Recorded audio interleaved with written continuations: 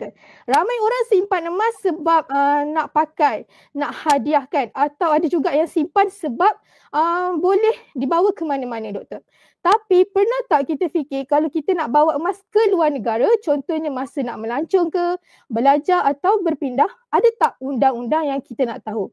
Adakah kita boleh bawa sesuka hati atau ada had tertentu yang ditetapkan oleh pihak berkuasa? Kita tak naklah nanti kan tersangkut dekat custom atau melanggar undang-undang negara sendiri atau negara yang kita nak lawati. Jadi hari ini saya nak tanya kepada Dr. Emalin, apakah prosedur sebenar yang kita nak bawa emas ke luar negara? Sama ada dalam bentuk barang kemas ke, gold bar ke atau dinar. Apa yang perlu kita buat untuk pastikan ianya sah dan selamat? Silakan doktor. Okey, baik. Thank you Puan Nur Ain, moderator kita. Okey. InsyaAllah tuan-puan saya terangkan secara ringkas prosedur untuk bawa emas ke luar negara lah. Okey. So kalau seperti yang kita tahu, barang kemas ni kita biasa pakai. Okey, barang kemas kita biasa pakai, usually especially macam perempuan yang bertudung mungkin tak berapa nak nampak sangat dan mungkin dia lebih lenient lah orang kata sebab barang kemas ni lebih bersifat universal lah kan, semua orang tahu barang kemas. Tapi untuk public gold, which is fokus kita pada malam ni, emas 99 lah. Okay. So emas 99 ni tuan-puan, mungkin ada prosedur dia sedikit lah.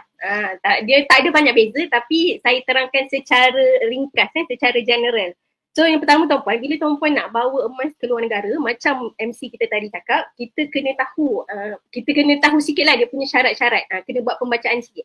Tapi tak apa, malam ni saya terangkan. So tuan-puan ada info yang basic dululah. Okay. Yang pertama tuan-puan, bila kita nak bawa emas kita ke luar negara, kita kena tahu syarat negara kita sendiri. Maksudnya emas tu kita nak bawa keluar daripada negara Malaysia dan kita kena tahu syarat untuk masuk ke negara. Maksudnya negara destinasi kita tu kita kena tahu apa syarat-syarat dia. Okay? So nak tengok kat mana syarat-syarat ni.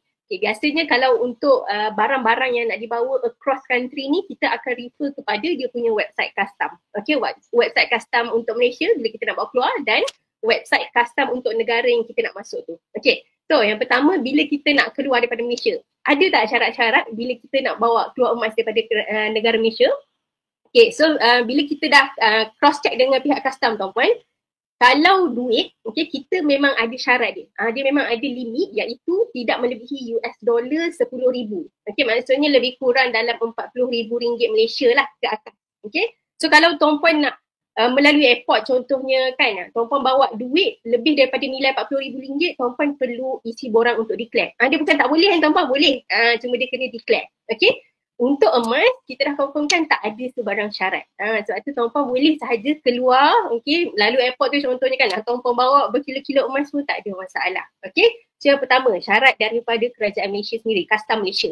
Okay. Yang kedua, syarat untuk negara-negara lain ni, macam saya cakap, kita kena check lah, kita kena semak daripada website custom tu. Sebab setiap negara ni lain-lain dia punya syarat. Okay, ada negara, dia punya syarat minimum dia sangat sikit. Contohnya tuan-puan, kalau macam negara Indonesia tuan-puan, dia tak lebih 5 gram macam tu lah. So kalau tuan-puan melebihi daripada had tersebut, tuan-puan perlu declare. Declare satu. Yang kedua, kalau tak silap saya untuk Indonesia ni dia kena bayar cukai. Tu contoh negara terdekat kita. Okay. Ada setengah negara dia tak ada perlu bayar cukai ke apa, tapi mungkin dia perlu declare sahaja. Ada negara mungkin tak perlu declare pun. Sebab tu dia kita kena check lah. Tapi in general biasa tuan-puan saya ada buat macam check lah kan. Kita double check, saya semak setiap website custom negara-negara yang berlainan ni. Tak adalah setiap kan, ada beberapa lah negara yang kita kata common untuk rakyat Malaysia pergi kan, macam belah-belah Mekah kan, Dubai ke, Jepun, Korea, New Zealand, UK semua tu. Saya ada semak in general tuan-puan, nilai dia pun lebih kurang macam nilai duit kertas lah, limit dia. Contoh macam $10,000 kan, Malaysia dia bagi had limit $10,000 kan, cuma emas dia tak ada limit.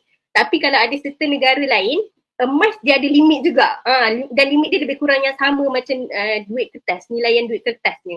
Contoh nak bagi mudah contoh macam katakan United Kingdom lah. Okay, United Kingdom, saya sebelum ni menetap di United Kingdom tuan-puan.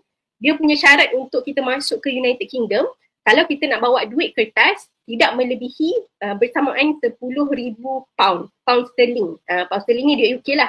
Kalau untuk emas kita nak bawa masuk ke UK, nilainya pun sama. Emas tersebut kalau nilainya melebihi bersamaan dengan 10,000 pound sterling, kita kena declare emas yang kita bawa tu lah bila nak masuk ke negara.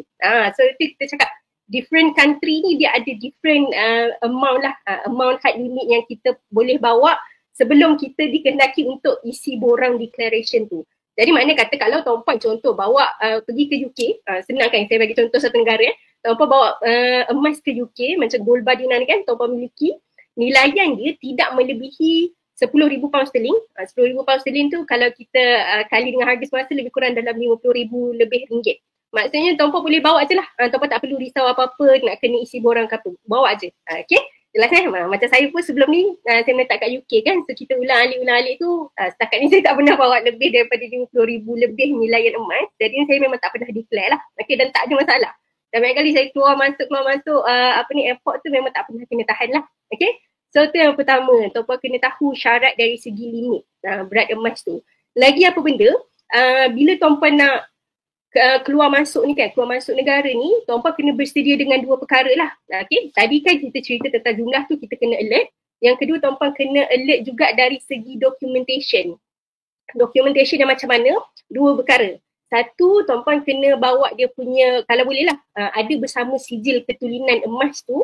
Okay, dan yang ketiga, bawa bersama bukti bahawa emas tersebut adalah milik Tuan Puan. Okay, sebab tu saya sangat galakkan Tuan Puan, bila kita nak berurusan jual beli emas ni kan, belilah biasanya kan.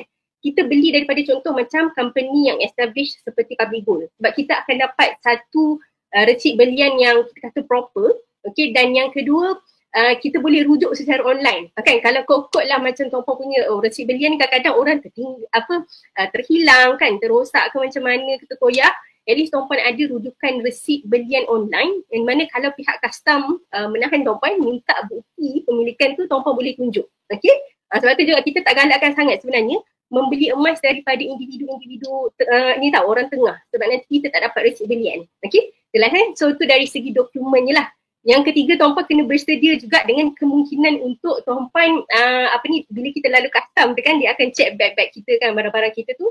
Tuan Puan kena bersedia kalau Tuan Puan ditahan untuk kita kata disoal lah. Kan dia akan tanya, mungkin dia akan tanya. Contoh macam pengalaman saya pernah melalui airport Jeddah. Okay, saya balik daripada UK kan, UK balik Malaysia, singgah dekat Jeddah tu. Bila saya lalu dekat dia punya custom tu kan, nak check bag scan tu, dia kena tahan. Saya ingat ke macam dia tahan sebab bruise ke apa-apa semua tu kan. So bila pihak custom pegawai tu dia check bag saya apa semua, sampai dekat part emas dia macam tengok lama sikit. Okay, so kita tahulah kan emas tu. So ada setengah tempat Tuan Puan mungkin dia akan tanya, emas ni kenapa kita bawa, ini emas siapa, okay, daripada mana kita beli semua tu. So Tuan Puan kena bersedialah dengan background check. Dan mungkin juga at one point kalau ada tempat yang strict, kita mungkin nak bersedia dengan background check. Let's say kita ni daripada inilah dari segi profile kita kan. Tu sangat penting lah dari segi nak keluar masuk negara ni. Okay, jelas So Tuan Puan saya concludekan sikit. So syarat nak bawa masuk dan syarat untuk kita keluar daripada negara yang kita ni lah. Contoh kalau nak bawa keluar Malaysia, syarat custom Malaysia yang saya dah terangkan tak apa, tak ada masalah. Okay, sebab emas ni tak ada limit. Tapi yang paling penting syarat nak masuk tu. Okay, syarat nak masuk ke negara tu. Okay, nanti saya akan share link dekat ruangan komen di Facebook. Okay, yang saya dah kumpulkan maklumat-maklumat syarat untuk limit dari segi emas nak masuk ke negara-negara ni. Nanti saya share dekat link sebab saya pernah buat ni lah sedikit perkongsian tentang perkara ni juga. Okay, so boleh bermanfaat. Nanti saya share linknya di ruang komen. Saya pulangkan pada Cik Nur Ain, Puan Moderator. Okey, terima kasih Dr. Amali. So Tuan Puan jelas dah ada sedikit sebanyak pendedahan awal. Okey.